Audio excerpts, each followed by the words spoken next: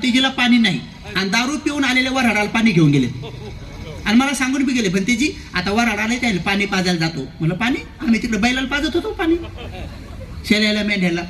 तर बघा, दारू पिऊन नाचून आलेल्या पोराला पाणी घेऊन गेले आणि दारू सोडणाऱ्या भंतेजीला पाणी नाही. ये चल रहा है, अभी भी है.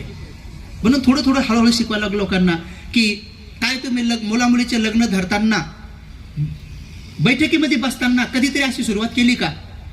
तुम्ही असं म्हणता ना की नवरदेवाला हे कपडे घ्यावं लागतील, नवरीला हे घ्यावं लागतील, नंतर मग नवरदेवाच्या मायबापाला, नवरीच्या मायबापाला, नंतर मग आजी आजोबा असतील त्यांना पण असं म्हणता. पण असं म्हणता का की भंतेजीला एक चिवर घ्यावं लागेल, लग्नाची ही बोली, इथून सुरुवात करू, आम्ही लग्न तुमच्यासोबत तेव्हा जोडू, तुम्हाला लग्नामध्ये भंतेजीला एक चिवर घ्यावं लागेल, अशी सुरुवात करता का तुम्ही? अशी करा सुरुवात.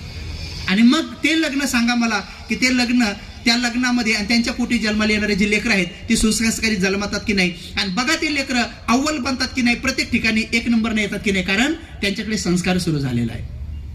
म्हणून आपल्या लग्नाची सुरुवात, घर बांधताना तुम्ही आर्किटेक्टला बोलवता, इंजिनियरला बोलवता, सगळं सांगता त्याला की इथं आमचं हॉल राहील, इथं आमचं बेडरूम राहील, इथं किचन रूम राहील, इथं WC राहील, काय काय काय काय काय काय सगळं सांगता. पण तुम्ही आतापर्यंत सांगितलं का की इथं आमच्या बुद्धाची मूर्ती राहील? पहिलं बुद्धाचं घर बनवलं का घरामध्ये कधी? कशा सांगताना केलं? नाही केलं, आता करा. याला म्हणतात संस्कार. हा संस्कार सुरू झाला पाहिजे.